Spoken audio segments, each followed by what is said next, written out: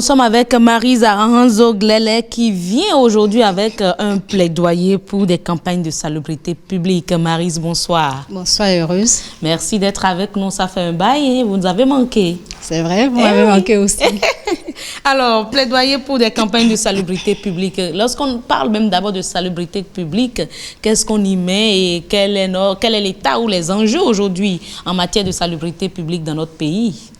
Et pourquoi un plaidoyer? Eh bien, heureuse, la salubrité publique peut se définir comme le caractère de ce qui est favorable à la santé de tous et qui concourt à la préservation de l'hygiène. C'est le caractère de ce qui est propre, exempt de saleté. Elle s'applique à plusieurs domaines de la vie et du cadre de vie, tels que l'air. On parle de l'air salubre, de l'eau salubre, de l'habitat salubre, etc. Au Bénin, le constat de l'insalubrité persistante était flagrant. Cette situation d'insalubrité s'est accentuée avec la croissance démographique et un certain nombre de déficits tels que des déficits d'équipement, d'assainissement, l'incivisme et le manque de conscience environnementale des populations. Face à cette situation, le gouvernement a initié le projet de modernisation de la gestion des déchets solides ménagers pour adresser la problématique de gestion des déchets solides ménagers et de la salubrité dans le Grand Nokoué.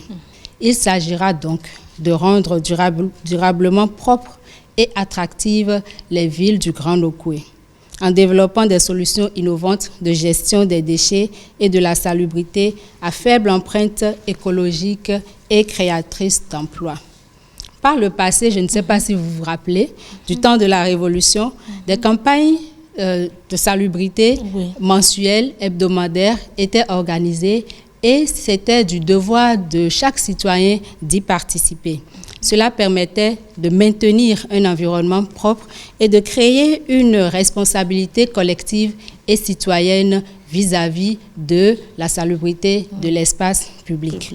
Et donc aujourd'hui, nous pouvons accompagner les efforts du gouvernement, d'une part en commençant par nous-mêmes, en évitant de jeter les ordures un peu partout dans la rue, de faire en sorte que nous ayons un environnement propre et salubre, balayer chez soi, balayer devant chez soi, planter des arbres, protéger les arbres, etc.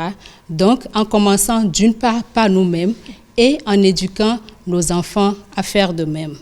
Chaque nouveau type de citoyen doit prendre ses responsabilités et s'engager donc dans cette bataille pour la salubrité publique et pour la santé de toutes et de tous. Effectivement, et il faut avouer que l'État fait vraiment beaucoup en matière de salubrité, de propreté, d'assainissement de notre cadre de vie.